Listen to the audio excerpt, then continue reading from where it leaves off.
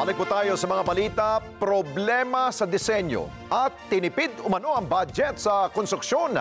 Ang siyang nakikitang dahilan ni Pangulong Marcos Jr. doon po sa bumagsak na bagong Cabagan-Santa Maria Bridge diyan po sa lalawigan ng Isabela.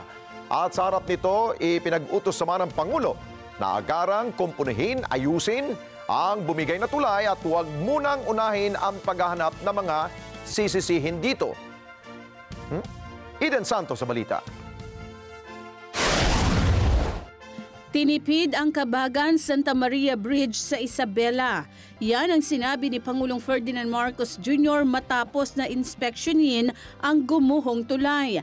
Personal na binisita kasi ng Pangulo ang nasabing tulay makalipas ang halos 1 linggo mula nang bumagsak ito noong February 27, 2025. Ayon sa Pangulo, dapat ay 1.8 billion pesos ang pondo ng tulay, subalit binawasan ito sa 1 billion pesos para makamura. So, we have no choice. We have to go back. So, yung nagtitipid natin sa 1.8 million, useless. Ngayon, babalik na naman tayo, gagastos na naman tayo ng malaki. Papalitan natin yung mga support, parang nagtayo na naman tayo ng bagong tulay. Nakaragdag din anya sa pagbagsak ng tulay ay ang problema sa disenyo. It is a design flaw. Mali yung design. Dahil kung tutusin ninyo, this is supposed to be a suspension bridge. Nakasabit. Nakaganyan yung arko na ganyan, tapos yung bridge suportado ng kable. Ito lang ang suspension bridge na nakita ko sa buong mundo na hindi kable. At yan na mismo ang bumigay. Ayan o. Diyan bumigay yung bakal. Kung kable yan, hindi dapat bumigay yan. Tapos yung pag-anchor ng support, tignan ninyo, doon lang sa baba. Dapat sa taas yan hanggang sa taas. Para hanggang sa taas, para yung buong arc. Ito, ang nagsusupport sa kanya, yan yung bakal na nakikita ninyo at saka yung simento. Yan lang ang nagsusupport doon sa buong tulay. So mahina talaga ang design dito.